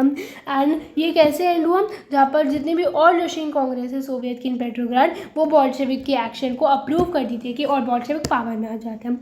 तो इस हैवी फाइटिंग में जितने भी बॉल्शेविक्स थे वो जितने भी पेट्रोग्राड है, जितने भी मॉस्को है, दिसंबर तक सब में अपना रूज कर लेते हैं, पावर ले लेते हैं, ठीक है। तो अब देखो थोड़ा सा है ना, थोड़ा पीछे से ऑडियो मेरा कम आ रहा है, मतलब ऑडियो ख़राब आ रहा है, बस थोड़ा सा एडजस्ट कर लो, ठीक है। तो अब हम आगे बढ़ते हैं। व्हाट चेंज आफ्टर अक्टूबर, कि अक्टूबर रेवोल्यूशन के बाद, जो अक्टूबर 1917 था उस रेवोल्यूशन के बाद क्या चेंज हुआ? तो प्राइवेट प्रॉपर्टी के खिलाफ हो गए थे वो, इंडस्ट्रीज एंड बैंक्स को नेशनलाइज कर दिया गया था और लैंड को एक सोशल प्रॉपर्टी डिक्लेयर कर दिया गया था। सोशल प्रॉपर्टी समझ रहे हो ना, सोशली अब वो कर दी जाएगी, सोशल कर दी जाएगी, इंडिविजुअल नेम, ठीक है। एंड फैमिली रिक्वायरमेंट के हिसाब से ना बच्चे लार्ज हाउसेस को पार्टीशन कर दिया गया था। फॉर एग्जांपल एक हाउस में 4 जने रह रहे हैं, इतना बड़ा हाउस है तो उसे 4 जनों के हिसाब से कर दिया गया था। जितने भी पहले के ओल्ड टाइटल्स थे एरिस्टोक्रेसी के वो बैन कर दिए गए थे। बोल्शेविक पार्टी को वही नाम है कि रशियन कम्युनिस्ट पार्टी रीनेम कर दिया गया था। और लेनिन ने उस असेंबली को डिसमिस कर दिया था जिससे वो मेजॉरिटी सपोर्ट ले पाए। रशिया एक वन पार्टी स्टेट बन गई थी जो एक ही पार्टी रूल कर रही थी। ट्रेड यूनियंस जो है वो बनने लग गई थी एंड जो बोल्शेविक्स के खिलाफ जाते थे उन्हें एक सीक्रेट पुलिस जिसका नाम था चेका वो बेसिकली पनिश कर देती थी। और कई सारे ऐसे बोल्शेविक्स के फॉलोअर्स थे जो उस हिसाब से चलते थे जिसमें पार्टी फंक्शन करती थी। अब हम पढ़ेंगे सिविल वॉर के बारे में। तो जो लैंड डिस्ट्रीब्यूशन था वो एक मेजर पॉलिसी बोल जिससे काफ़ी हद तक जो है वो क्योस बढ़ा। जितने भी सोल्जर्स थे, अब जब लैंड डिस्ट्रीब्यूशन हुआ तो जितने भी सोल्जर्स थे वो अपने घर जाना चाहते थे लैंड लेने के। तो जितने भी नॉन बोल्शेविक्स थे या जो लिबरल्स थे या जो ऑटोक्रेसी को सपोर्ट करते थे उससे सपोर्ट नहीं करते थे उन्होंने एक टफ टाइम दिया बोल्शेविक्स को, एक टफ कॉम्पिटिशन दिया बोल्शेविक्स को। जितना भी रशिया में सोशलिज्म है वो बढ़ने लग गया एंड वो जितने भी अमेरिकन्स हैं, ब्रिटिश हैं, जापानीज से डरने लग गए। जितने भी बोल्शेविक्स थे उन्होंने नॉन रशियन नेशनलिस्ट या ज़्यादातर क्या होता है मुस्लिम रिफॉर्मर्स, ठीक है, उनका सपोर्ट लिया जब उन्होंने देखा कि हमारे हाथ से पावर जा रही है। एंड इस सिविल वॉर में जो बोल्शेविक्स थे उन्होंने एक यूएसएसआर नामक जो है एक यूनियन क्रिएट की दिसंबर 1922, ठीक है। तो ये हो गया। अब हम पढ़ेंगे कैसे सोशलिस्ट सोसाइटी बनी। तो एक ऐसी सेंट्रलाइज प्लानिंग थी जो इंट्रोड्यूस की जा रही थी जिसपे 5 ईयर प्लान चलते थे। 5 साल की जो है डेवलपमेंट वो देखी जाती थी। तो इकोनॉमिक ग्रोथ जो है वो बढ़ी, जैसे इंडस्ट्रियल प्रोडक्शन बढ़ रहा था तो इकोनॉमिक ग्रोथ बढ़ी। एंड जो लोगों की life it was full of hurdles, it was full of hardship क्योंकि बच्चे अभी भी वर्किंग कंडीशन इतनी अच्छी नहीं आई थी। स्कूलिंग सिस्टम को मॉडिफाई कर दिया गया था। जितने भी फैक्ट्री ओनर्स थे और जो पीजेंट्स थे वो भी यूनिवर्सिटीज़ में एंटर कर सकते थे। एंड जितने भी फैक्ट्री के में वर्क वीमेन के चिल्ड्रेन या वर्कर के चिल्ड्रेन है उनके लिए क्रेचेस सेट किए गए थे। जैसे आपने देखा ना आंगनबाड़ी होते हैं ऐसे क्रेचेस सेट कर दिए गए थे। जो पब्लिक हेल्थ केयर तो उसने एक मॉडर्न फॉर्म ले लिया था एंड वो वर्कर्स के लिए सेटअप किया गया था। अब आ जाता है स्टालिन। अब हम पढ़ेंगे स्टालिनिज्म एंड कलेक्टिवाइजेशन कि वो कैसा प्रोग्राम लाता है। वो जो 5 ईयर प्लान होता है जो प्लान कर दी थी ना इकॉनमी, इससे मतलब वो चाह रहा था दैट डेवलपमेंट हुई लेकिन इससे कई सारे डिसास्टर आए। जैसे उनमें से था कलेक्टिवाइजेशन ऑफ एग्रीकल्चर। रशिया हमें पता है कैसे grains shortage of food grain जो है वो सामना कर रहा था, फेस कर रहा था। तो गवर्नमेंट ने क्या किया, जितने भी प्राइजेज है वो फिक्स कर दिए गए एंड जो पीजेंट्स हैं वो उन्हें तोड़ नहीं सकते थे। जितने भी ऐसे टारगेटेड रिच पीजेंट्स हैं ना टारगेट करके एंड जितने भी ट्रेडर्स हैं रूरल एरियाज़ में उनके जो है स्टॉक्स को होल्ड कर लेते थे, मतलब चोरी कर लेते थे। जो स्टालिन का कलेक्टिव फार्मिंग का प्रोग्राम है वो इंट्रोड्यूस किया गया था and state control farm establish किए गए थे जो कि सिंपल ये चाहता था कि जी स्टेट कंट्रोल फार्म्स है जहाँ पर जितने भी लोग हैं, जितने भी वो है एग्रीकल्चर वाले लोग हैं, पीजेंट्स हैं, वो एक साथ कलेक्टिवली जो है वो वर्क करें, ठीक है। और ऐसी जो प्रॉफिट है वो शेयर हो जाएगा उनके बीच में। जो लोग कलेक्टिवाइजेशन के प्रोग्राम के खिलाफ जाते थे उन्हें या तो पनिश कर दिया जाता था या उन्हें कंट्री से बाहर निकाल दिया जाता था। तो कई सारे ऐसे पीजेंट्स रेसिस्टेंस रहे एंड ये जो कलेक्टिवाइजेशन है इससे जो इतना भी प्रोडक्शन इस पर कोई इंक्रीज़ नहीं आया। वैराज बैड हार्वेस्ट उसके वजह से और ज़्यादा फेमाइन आ गया। तो ये जो इस पार्टी के खिलाफ क्रिटिसिज्म था वो बढ़ता चले गया एंड कई सारे लोगों को फोर्स कर दिया जाता था कि वो फॉल्स कन्फेशंस करिए, फॉल्स जो है स्टेटमेंट्स थे और उन्हें ये सब टॉर्चर और एग्जीक्यूशन के अंदर करवाया जाता था। एक चीज़ मैं बताना भूल गई, दैट स्टालिन कब आया था, जब व्लादिमीर लेनिन की डेथ हो गई थी, ठीक है।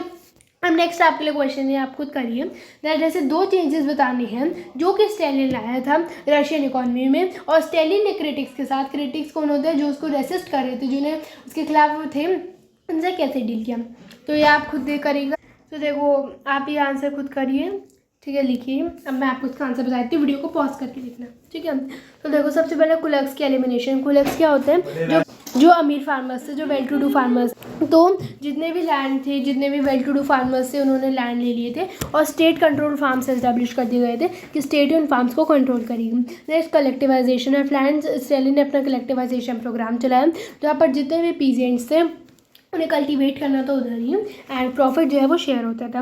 नाउ कई सारे ऐसे पीजेंट्स रेसिस्टेंट थे, पीजेंट्स उनके खिलाफ थे, जिसमें स्टालिन ने उनके साथ कैसे डील किया, सीवियरली उन्होंने डील किया। इधर ना सीवियरली आएगा, ठीक है, डेल्ड विद सीवियरली।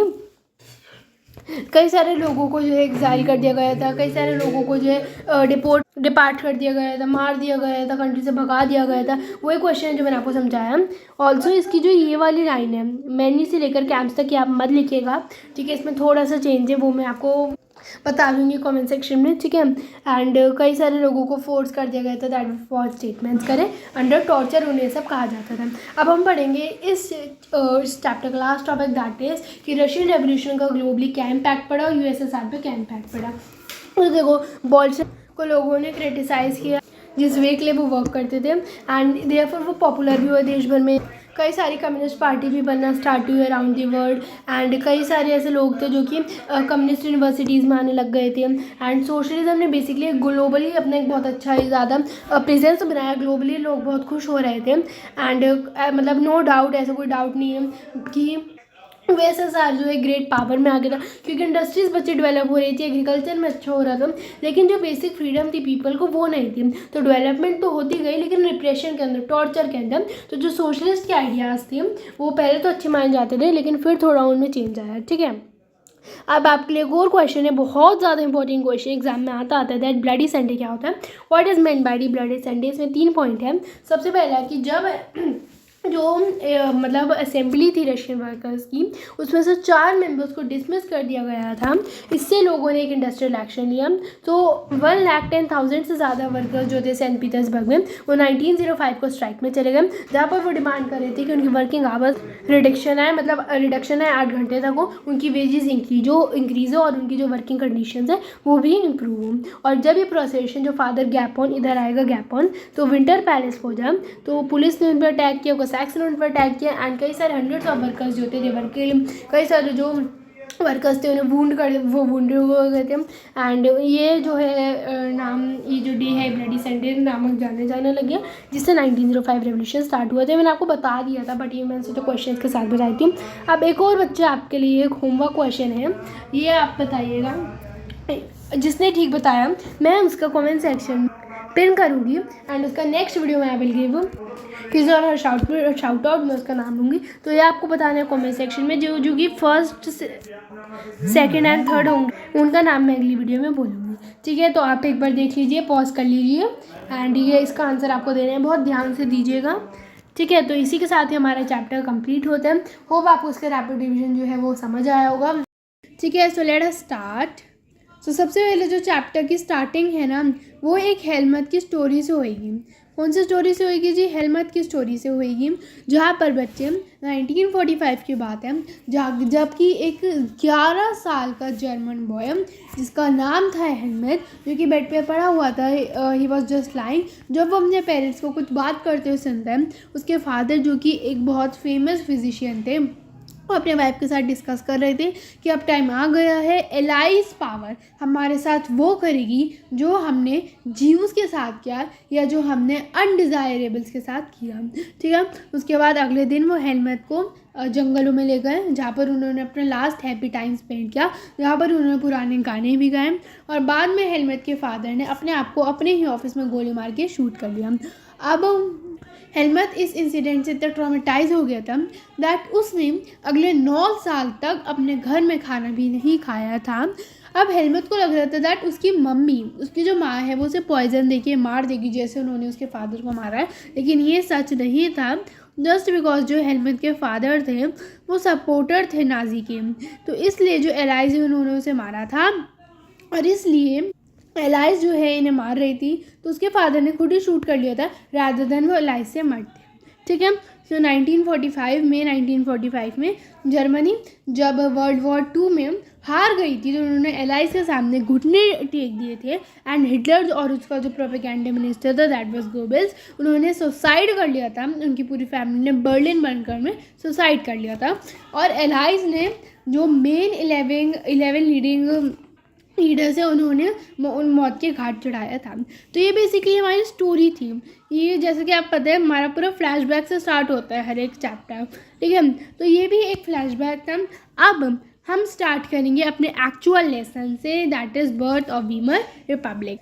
तो देखो, स्टोरी स्टार्ट हो रही है हमारी वर्ल्ड वॉर 1 से, कि जब जर्मनी जो कि सेंट्रल पावर थी, जर्मनी सेंट्रल पावर में थी ना, और एलाइज पावर के बीच में वर्ल्ड वॉर 1 चल रही थी। तो जर्मनी में बच्चे बहुत इनिशियल गेम्स कर रहा था, मतलब बेसिकली जीत ही रहा था, ठीक है। लेकिन वर्ल्ड वॉर 1 में जब यूएस की एंट्री 1917 में होती है तो एलाइज पावर स्ट्रेंथेंड हो जाती है और जर्मनी हार जाती है। तो अब जर्मनी के ऊपर कौन रूल करेगा? एलाइज पावर रूल करेगी। तो इसलिए वो अपनी मर्जी से जो है जर्मनी को रूल करना स्टार्ट कर देता है। सबसे पहले जर्मन एम्परर को हटा दिया जाता है, उनको गद्दी से हटा दिया जाता है और एक नेशनल असेंबली सेट कर दी जाती है। वो चाहते थे कि जर्मनी में बेसिकली डेमोक्रेसी आए रैदर देन मोनार्की। तो डेमोक्रेसी को सेट करने के लिए एक नेशनल असेंबली सेट कर देते थे और इलेक्शंस हुआ यूनिवर्सल एडेड फ्रेंचाइज के बेस पे, जहाँ पर उन्होंने एक रिपब्लिक की फॉर्मेशन की जर्मनी में। लेकिन ये जर्मन्स को इन्फ्लुएंस नहीं कर पाए, मतलब जो जर्मन्स लोग थे वो इससे खुश नहीं थे, ठीक है। जर्मनी के जो लोग थे वो जर्मन के ह्यूमिलेशन के लिए, कि जो जर्मनी की वर्ल्ड वॉर 1 में हार के जो इंसल्ट हुई है वो उसके जो पूरे रिस्पॉन्सिबल हैं वो क्या है? डेमोक्रेसी है and treaty of Versailles. Treaty of Versailles से भी जर्मनी के लोग बहुत गुस्सा थे। ट्रीटी ऑफ वर्सलिस थी क्या? तो 1999 की एक ऐसी ट्रीटी थी जो एलाइड पावर्स ने साइन करी जर्मनी के साथ, जहाँ पर जर्मनी, ये कुछ बेसिकली पॉइंट्स है, इंपॉर्टेंट पॉइंट्स है जो आपको लर्न करना है। सबसे पहला, जर्मनी ने अपनी ओवरसीज़ कॉलोनीज़ खो दी थी, जैसे जो वर्ल्ड वॉर 1 के टाइम पे उसने गेन किए थे उसने सारी खो दी थी। जैसे जितने भी चाइनीज़ पोर्ट्स थे, पैसिफिक आइलैंड थे या कॉलोनीज़ थी वो ले ली गई थी वापस। जर्मनी की जो मिलिट्री पावर थी वो रिड्यूस कर दी गई थी। इट मीन्स जर्मनी की मिलिट्री को डीमिलिटराइज कर दिया गया था। मतलब आर्मी अब बेसिकली 1 लाख हो गई थी, उनके पास कोई एयरफोर्स नहीं थे, कोई मॉडर्न वेपन्स नहीं थे एंड वो लार्ज बैटलशिप्स को भी नहीं बिल्ड कर सकते थे। और ऐसा क्यों था? जिससे वो एक रेवोल्यूशन ना लाए कि एलाइज पे ही रूल करने लग जाए, तो इसलिए उसे डीमिलिटराइज कर दिया था। राइनलैंड को भी डीमिलिटराइज कर दिया था, जहाँ पर रिसोर्स रिच राइनलैंड एक ऐसा पार्ट है जो कि जहाँ पर बहुत ज़्यादा रिसोर्सेज पाए जाते थे, वो एलाइड आर्मीज़ ने अपने अंडर ले लिया था। जर्मनी ने अपनी नेशनल टेरिटरी जो होती है, that is Belgium, Denmark, Lithuania and Poland, वो ले ली थी। एंड जितना भी वॉर का गिल्ट था, मतलब जितना भी वर्ल्ड वॉर 1 का कंपनसेशन था वो कहा था कि जर्मनी ही भरेगी। अगर वॉर होती है तो वो दोनों तरफ से होती है ना, मतलब अगर हम बात करें फॉर एग्जांपल ए और बी कंट्री लड़ रही है तो दोनों के ही इक्वल जो है रिसोर्सेज लग रहे होंगे, उतना ही दोनों का नुकसान हो रहा होगा। लेकिन कहा कि पूरा गिल्ट जो है जर्मनी भरेगी एंड जर्मनी को कितना भरना था? 6 बिलियन पूरा वॉर का डैमेज भरना, ठीक है। तो ये बहुत इंपॉर्टेंट क्वेश्चन है, आता है, ठीक है। ये आप एक बार देखो, बहुत इंपॉर्टेंट है that the Treaty of Versailles was humiliating on the Germans. Give 3 examples in support of your statement कि ये Treaty of Versailles जर्मन्स पे एक ह्यूमिलेटिंग ट्रीटी थी। 3 एग्जाम्पल्स देने हैं। तो सबसे पहले क्या आ जाएगा? दैट जितना भी वॉर का गिल्ट था वो जर्मनी पे आ गया था, जर्मनी को वॉर के लिए रिस्पॉन्सिबल कर दिया गया था एंड जर्मनी को कहा गया था कि आप ही कंपनसेशन भरोगे 6 बिलियन तक का, एंड जर्मनी ने अपनी ओवरसीज पोजीशंस खो दी थी। बहुत इंपॉर्टेंट क्वेश्चन है, कॉपी पेन लेके बैठे ही इंपॉर्टेंट क्वेश्चन लिख लीजिए, ठीक है। अब हम पढ़ेंगे इफेक्ट्स ऑफ वॉर, क्या क्या वॉर का इफेक्ट हुआ। तो जो वॉर का इफेक्ट था वो बहुत ज़्यादा डेवेस्टेटिंग था, बहुत ज़्यादा ख़राब था। जर्मनी के लोगों के माइंड पे भी बहुत ज़्यादा इफेक्ट पड़ रहा था। फाइनेंशियली भी जर्मनी की जो सिचुएशन थी वो अच्छी नहीं थी, तो साइकोलॉजिकली और फाइनेंशियली दोनों तरफ से ही जर्मनी के ऊपर बहुत गंदा इम्पैक्ट पड़ा था। अब एक ऐसा यूरोप जो कि एक ऐसा कॉन्टिनेंट मान जाता था जो क्रेडिटर्स था, सबको पैसे दिया करता था, वो डेप्टर्स में बदल गया था। डेप्टर्स क्या होते हैं कि अब वो लोन लेने वालों में से एक बन गया था। जर्मनी ने पूरा वॉर का गिल्ट कॉज किया, जिससे नेशनल ह्यूमिलेशन हुआ पूरे देश भर में, इनफैक्ट पूरे वर्ल्ड में बहुत ज़्यादा ह्यूमिलेशन हुआ उसका। एंड जितने भी सोल्जर्स थे उनको सिविलियन से ऊपर माना जाता था, उनको सिविलियन से ऊपर स्टेट किया जाता था और कहा जाता था दैट मैन को एग्रेसिव होना चाहिए, उनको स्ट्रॉन्ग होना चाहिए, they should masculine. And media trunk life को ग्लोरीफाई करती थी। ट्रैंक लाइफ वो लाइफ होती है जो बंकर्स नहीं होते ऐसे जहाँ पर रहते हैं, ऑल दो वो इतनी गंदी लाइफ होती थी, उधर जो चूहे होते थे एंड जो पॉइजनस गैसेस होती थी, तो मतलब लाइफ अच्छी नहीं थी उधर की, लेकिन मीडिया उसे ग्लोरीफाई करती थी और इसलिए सोल्जर्स को सिविलियन से ऊपर रखा जाता था। तो वॉर का प्रोपेगेंडा था एंड जितना भी नेशनल ऑनर था, पब्लिक अटेंशन कॉट करा उसने पकड़ा एंड सपोर्ट कहा कंजर्वेटिव डिक्टेटरशिप के लिए, क्योंकि लोगों को डेमोक्रेटिक आइडियाज़ बिल्कुल पसंद नहीं आ रहे थे, डेमोक्रेसी बिल्कुल पसंद नहीं आ रही थी।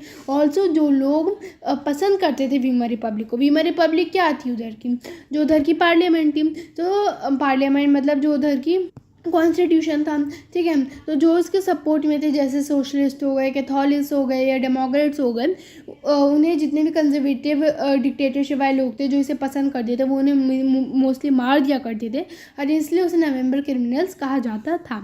ठीक है, समझ में आ गया। अब हम पढ़ेंगे political radicalism and economic crisis. तो country changed with demand for Soviet style governance. Country चाह रही थी कि जैसे रशिया में गवर्नमेंट है सोवियत स्टाइल गवर्नेंस, वैसी है। जितने भी सोशलिस्ट, डेमोक्रेट्स और कैथोलिक्स थे, उन्हें तो क्या चाहिए थी, एक डेमोक्रेसी ही चाहिए थी। तो एक कम्युनिस्ट पार्टी का फॉर्मेशन हुआ जर्मनी में, क्योंकि स्पार्टैकस ने फॉर्म की थी। ठीक है, तो जर्मनी जो है वो वॉर को लड़ रही थी on the loans, and it was made कि वो पे करेगी in the form of gold. अब जर्मनी की जो कंडीशन थी वो बिल्कुल अच्छी नहीं थी, जिससे वो है पेपर जो करेंसी है वो छापना स्टार्ट कर दिया। एंड आपको पता है जब भी ऐसे पैसे छापना स्टार्ट हो जाता है ना, तो जो वैल्यू होती है ना वो गिर जाती है। तो with reckless printing of paper currency जो वैल्यू है जर्मन मार्क की वो गिर गई, जिससे हाइपर इन्फ्लेशन हुआ। हाइपर इन्फ्लेशन क्या होते हैं, एक ऐसी सिचुएशन जिसमें चीज़ों के दाम जो होते हैं वो 50% से भी ज़्यादा गिर जाते हैं, मतलब बढ़ जाते हैं। ठीक है, और वैल्यू तो घट ही जाती है, तो हाइपर इन्फ्लेशन हो गया। और ऐसा हुआ कि अगर ब्रेड आती है वो मोस्टली अगर हम 20 रुपये की भी है ना, तो इतनी घट गई जर्मन मार्क की वैल्यू कि लोगों को ब्रेड खरीदने के लिए ना कट्टे लेके जाने पड़ते थे, बोरियाँ लेके जानी पड़ती थी। तो बहुत ज़्यादा हाइपर इन्फ्लेशन हो गया, इसलिए यूएसए एक डॉस प्लान के साथ आया, जिससे जर्मनी को इस क्राइसिस से वो बाहर निकाल सके। ठीक है, सो अब क्या हुआ, ईयर्स ऑफ डिप्रेशन। जो यूएसए था उसका सबसे बड़ा जो उसका स्टॉक मार्केट था, that was wall street exchange, वो पूरा ख़राब हो गया था, वो पूरा बिगड़ गया था। जैसे एक सिंगल डे 24 अक्टूबर को जैसे 13 मिलियन शेयर बेचे गए थे। तो बहुत ज़्यादा ना बेसिकली ये जो स्टॉक मार्केट एक क्रैश हो गया था, जिससे ग्रेट इकोनॉमिक डिप्रेशन का पीरियड हुआ। ये जो ग्रेट इकोनॉमिक डिप्रेशन का पीरियड था ये 1924 टू 1928 रहा, जिससे कई सारी जॉब्स की लॉस हुआ। अब देखो, अब आप सोच रहे होंगे कि यूएस का जर्मनी से क्या लेना देना। तो देखो, ऐसा हुआ था डॉस प्लान के अंदर कि जो यूएसए है वो पैसे देगा जर्मनी को फॉर द डेवलपमेंट, और उस डेवलपमेंट से जो पैसा मिलेगा जर्मनी को वो यूएसए को देगा, as well as right powers को देगा। लेकिन जब यूएस का ही अच्छा नहीं चल रहा है मार्केट, जब वो ही डूब रहा है, तो जर्मन एक ऐसी कंट्री है जर्मनी जो कि वर्स्ट हिट होएगी, एक ऐसी कंट्री थी। तो जर्मनी ने इकोनॉमिकली बहुत ज़्यादा सफ़र की, तो लोगों के पास जॉब्स नहीं थी, अनएम्प्लॉयमेंट हो गई थी, उन्हें या तो कम दामों में रखा जाता था। ठीक है, करेंसी ने अपनी वैल्यू खो दी थी, जितनी भी सेविंग्स थी वो ख़त्म हो चुकी थी। अब लोगों को डर लग रहा था दैट प्रोलेटराइजेशन नाम, ये एक ऐसी सिचुएशन होती है जब आप एकदम ही गरीब हो जाते हो कि आप बेसिक नेसेसिटीज़ भी अफोर्ड नहीं कर पाते हो। तो जितने भी मिडिल क्लास थे, जितने भी ऐसे एम्प्लॉयज़ थे जो सैलरीज़ के ऊपर वर्क करते थे, उनकी सेविंग्स भी ख़त्म हो गई थी। जितने भी छोटे बिजनेसमैन थे या जो सेल्फ एम्प्लॉयड थे, उनके बिजनेस ख़राब हो गए थे। तो ये ईयर्स ऑफ डिप्रेशन ऐसा पीरियड था जिसमें यूएसए को तो तंगी आई ही थी, साथ ही साथ जर्मनी को भी बहुत ज़्यादा तंगी आई थी। ठीक है, अब हम पढ़ेंगे वीमर रिपब्लिक ने क्या क्या प्रॉब्लम्स फेस की। ठीक है सर, ये बहुत इंपॉर्टेंट क्वेश्चन है, 4 से 5 नंबर में आ जाते हैं, आपको याद रखना है। सबसे पहला वीक कोalition गवर्नमेंट, उसकी कोalition गवर्नमेंट अच्छी नहीं थी। सबसे पहले प्रोपोर्शनल रिप्रेजेंटेशन एंड फिर आर्टिकल 48। प्रोपोर्शनल रिप्रेजेंटेशन है कि इससे क्या होता था, कोई भी एक पर्टिकुलर पार्टी रूल नहीं करती थी, जिससे कई सारी कोalition गवर्नमेंट हो जाती थी। कोalition गवर्नमेंट क्या होती है कि जब एक पर्टिकुलर पार्टी को मेजॉरिटी नहीं मिलती तो वो सारे मिलकर कोalition पार्टीज बनाते थे। तो बच्चे कोalition पार्टी जो थी, कोalition गवर्नमेंट थी, वो वीक थी। एंड आर्टिकल 48 जहाँ पर प्रेसिडेंट के पास ये पावर थी कि कभी भी वो इमरजेंसी को इम्पोज कर सकता था, कभी भी वो जितने भी सिविल राइट्स थे वो सस्पेंड कर सकता था। So weak कोalition government. नेक्स्ट है इकोनॉमिक एंड सोशल क्राइसिस, जो प्राइस जो है वो चीज़ों के बढ़ने अनएम्प्लॉयमेंट हुई, और कोई भी ने इसका सोल्यूशन नहीं निकाला। डेमोक्रेसी ने, वीमर रिपब्लिक ने कोई भी इसका सोल्यूशन नहीं निकाला, जिससे लोगों ने इससे अपना विश्वास खो दिया। नेक्स्ट है treaty of Versailles. Treaty of Versailles क्या है, हमने टेरिटरीज खो दी, अपना रिसोर्स रिच राइनलैंड खो दिया, वॉर का पूरा गिल्ट उसके ऊपर था। तो बच्चे इससे भी इसकी जो कंडीशन थी वो बहुत ज़्यादा बेकार हो रही थी। एंड नेक्स्ट है नेव डेमोक्रेसी। नेव डेमोक्रेसी क्या है कि लोगों ने अपना टोटल विश्वास ही खो दिया था। एंड वीमर रिपब्लिक जो थी बच्चे, वो बहुत इन्फेंट स्टेज पे आ गई थी, बहुत ज़्यादा वीक थी। अब इसी के टाइम पे हुआ हिटलर। हिटलर की पावर का राइज, हिटलर आया पावर में। तो देखो हिटलर जो था उसका सबसे पहले आपको इंट्रोडक्शन दे रखे कि वो ऑस्ट्रिया में 1889 में बॉर्न हुआ था, और अपने जितना भी उसने यूथ है, अपना जो चाइल्डहुड है, बॉयहुड है, उसने गरीबी में गुजारा था। एंड जर्मन जो है उसका जब डिफीट हुआ था, मतलब जब जर्मनी सेकेंड वर्ल्ड वॉर में भी फर्स्ट वर्ल्ड वॉर में हार गई थी, तो उसने हिटलर को मतलब हिला दिया था एकदम। हिटलर बहुत दुखी था। एंड जो ट्रीटी ऑफ वर्सेलिस थी उसे और भी गुस्सा आया था। तो देखो जब फर्स्ट वर्ल्ड वॉर हुई थी तो उसने आर्मी में अपने आप को एनरोल किया था, लेकिन बच्चे उसका ना कुछ हाथ में प्लास्टर वगैरह हो गया था, तो इसलिए वो बेसिकली उसमें वॉर में पार्टिसिपेट नहीं कर पाया था। और जब जर्मनी हार गई थी तो उसे लग रहा था मेरे वजह से हुआ है ये, इसलिए वो जर्मन वर्कर पार्टी को ज्वाइन कर लेते हैं और बाद में जाके वो उसे कंट्रोल भी कर लेता है। उसके बाद वो उसे बाद में आगे चल के रीनेम करता है as national socialist German workers party. और उसने कई सारे अटैम्प्ट किए, कई सारे ऐसे चीज़ें की जिससे वो पावर को कैप्चर कर सके, जिसमें वो फेल हो गया। और इससे क्या हुआ, उसे मतलब ऐसे जेल में भी डाल दिया गया था कि वो किसी भी गवर्नमेंट को छीन रहा है, मतलब कोई कंट्री ऐसे रूल कर रही है ना, दूसरी एक्सटर्नल पावर उसे छीन रहा है, लेकिन बाद में रिलीज़ कर दिया गया था। तो देखो अब उसने उस पार्टी को, जर्मन वर्कर्स पार्टी को बाद में रीनेम कर दिया था नाजी पार्टी, बाद में चल के उसने रीनेम कर दिया था।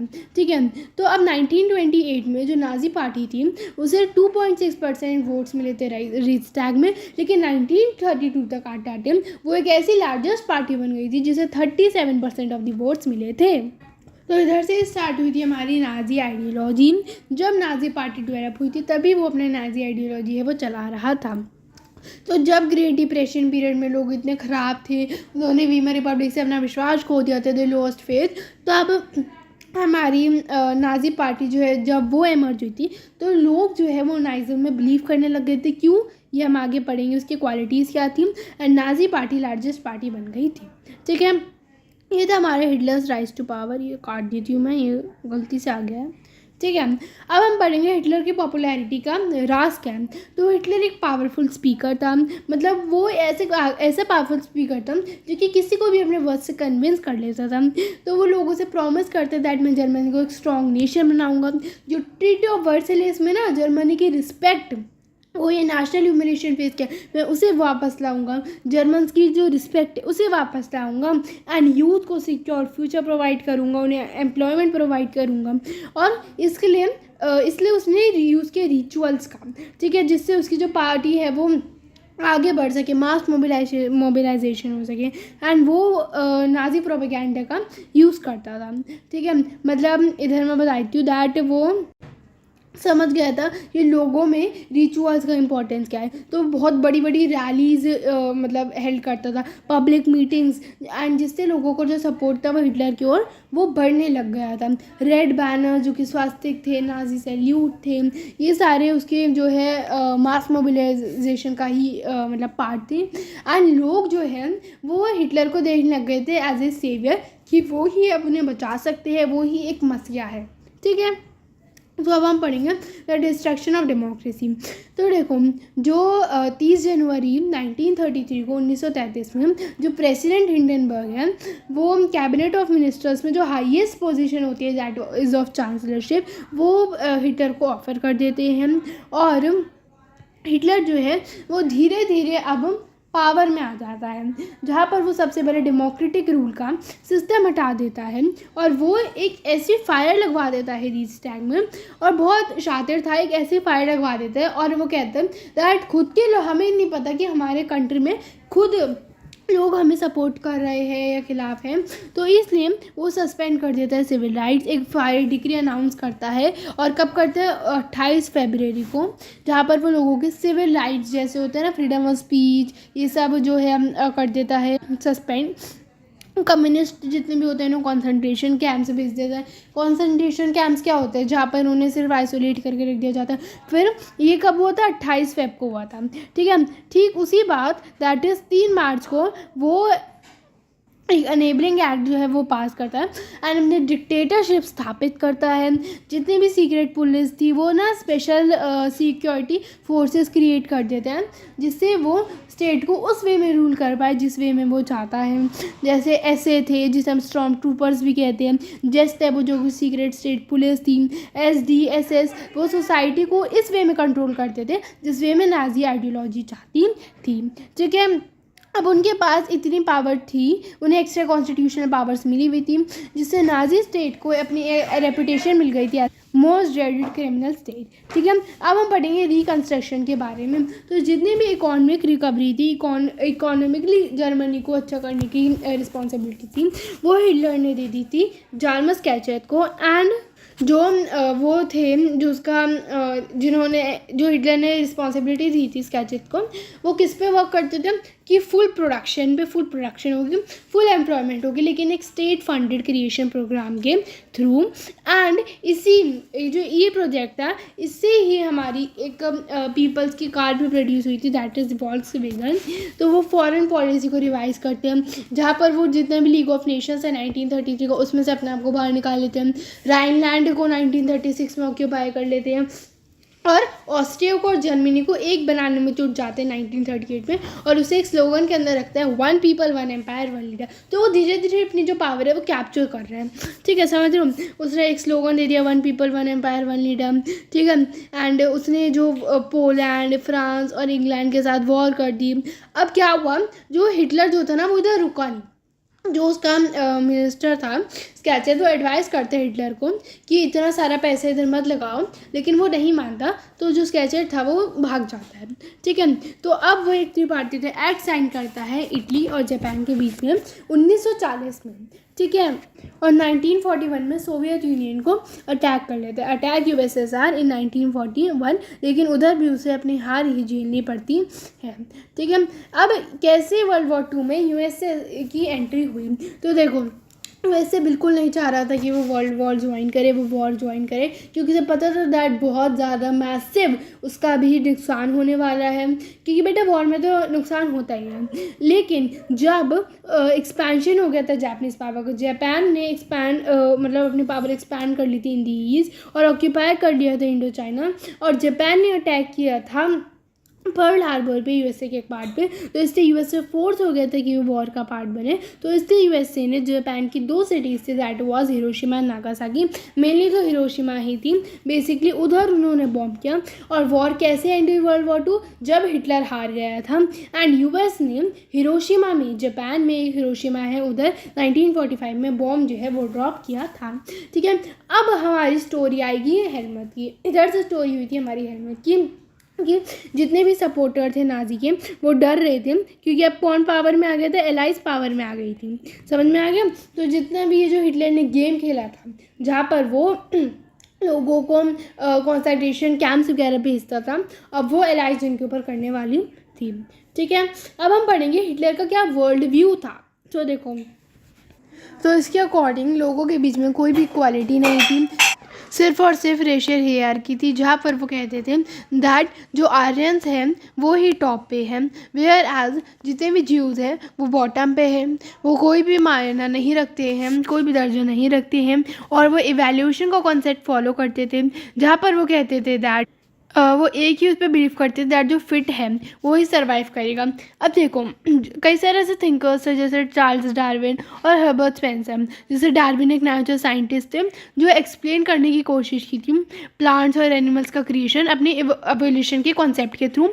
एंड हर्बर्ट स्पेंसर ने कहा था, उन्होंने क्या आइडिया रखा था कि जो फिट है वही सर्वाइव करेगा। उसी नाजी वर्ल्ड व्यू ने, मतलब नाजी वर्ल्ड व्यू के अंदर जो हिटलर है उसने अपनी आइडियोलॉजी में रख लिया था, जहाँ पर वो कहता था दैट ज्यूज जो है वो अनफिट है तो वो सर्वाइव नहीं करेंगे।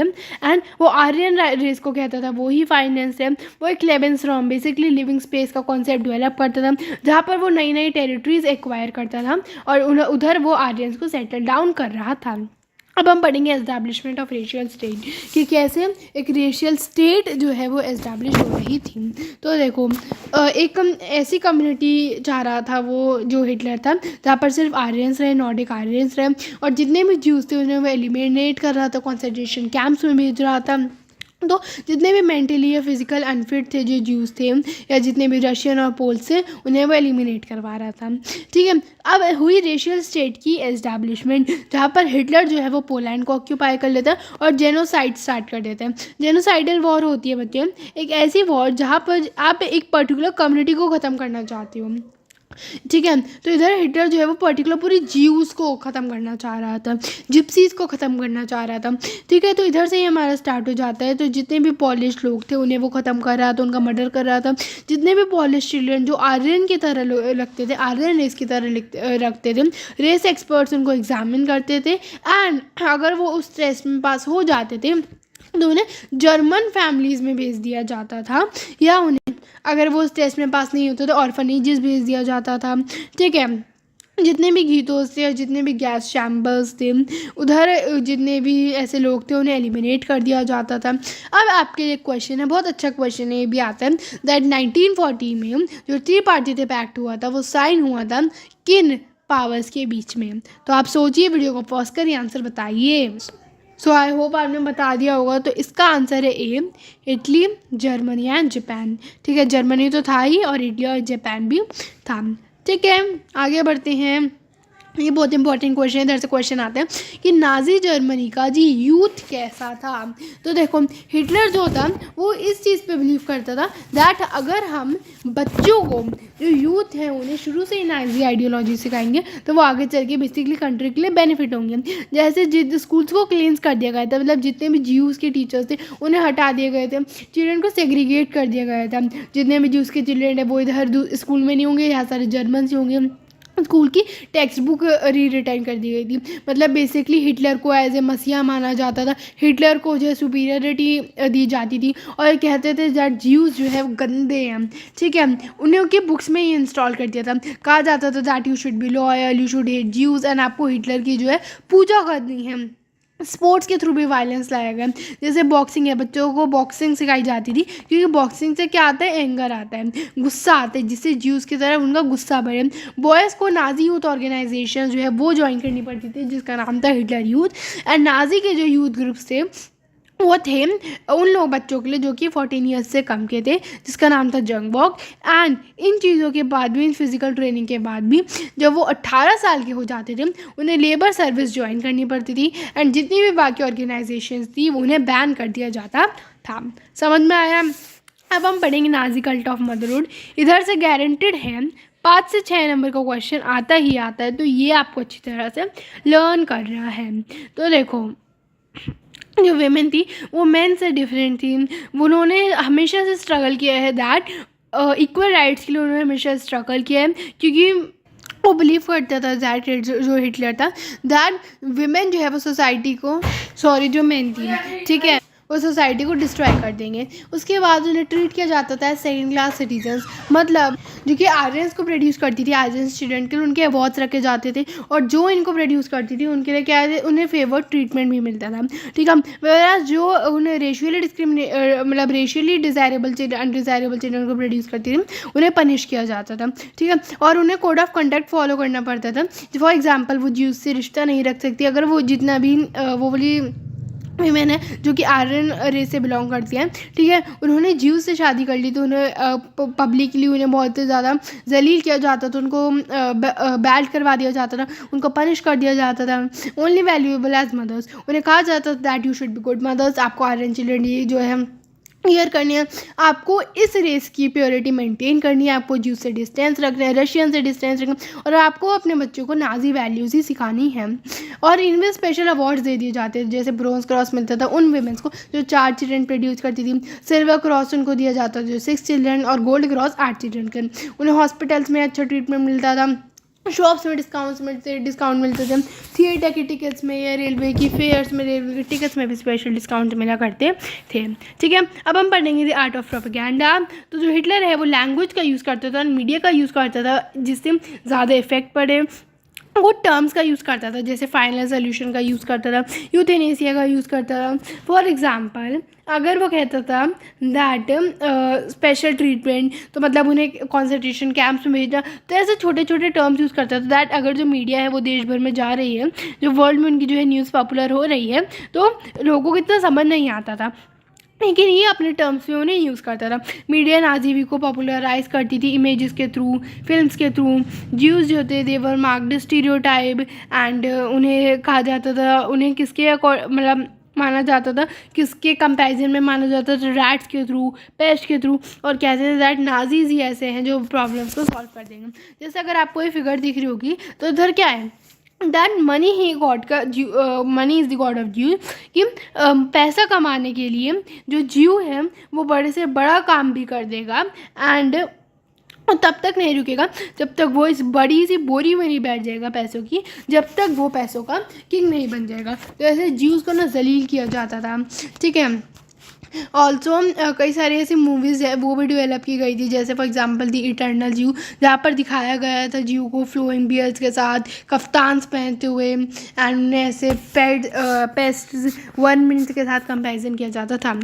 अब क्या रिएक्शन था कॉमन पीपल का नाइज़म को लेकर, तो कुछ लोग थे फेवर में, कुछ लोग थे अगेंस्ट में। अब अगेंस्ट में कुछ लोग थे जो कि उसको सपोर्ट नहीं करते थे, ठीक है, और उन्हें देखो उन्हें डर लगता था करने में, ऐसा नहीं है कि वो अगेंस्ट था तो वो कुछ एक्शंस लेते थे, उन्हें डर लगता था। एक तो थे जो कि पुलिस का रिप्रेशन करते थे, डेथ वो करते थे, ठीक है, और कुछ लोग थे जिन्हें कुछ करने से ही डर लगता था। कुछ से फेवर में कि उन्हें लगता था दैट नाजी एक आइडियोलॉजी है जो जर्मनी को अच्छा कर सकती है, अच्छा बना सकती है। उन्हें ज्यूज़ की नज़र से भी नफरत थी, अगर जितने भी नेबर्स थे अगर उनके साइड वाले घर में ज्यूज़ रह रहे हैं तो वो पुलिस को बुला देते थे। वो उन्हें लगता था नाइज़म ही हमारी जर्मनी की इकोनॉमिक कंडीशन अच्छी करेगी, और ज्यूज़ खुद बिलीव करने लग गए थे इन स्टीरियोटाइप्स में, इतना ज़्यादा उन्हें बेसिकली मैनिपुलेट कर दिया गया था। और ज्यूज़ कई बार इतने उन्हें मतलब कॉन्सेंट्रेशन कैंप्स में डाल दिया जाता था, तो उन्हें सांस भी नहीं आती थी ना, तो वो पहले से मर जाया करते थे। तो आप देख रहे हो दैट कई सारे लोगों का रिएक्शन था, कुछ लोग फेवर में थे, कुछ लोग अगेंस्ट में, या कुछ लोग डरते ही थे, ठीक है।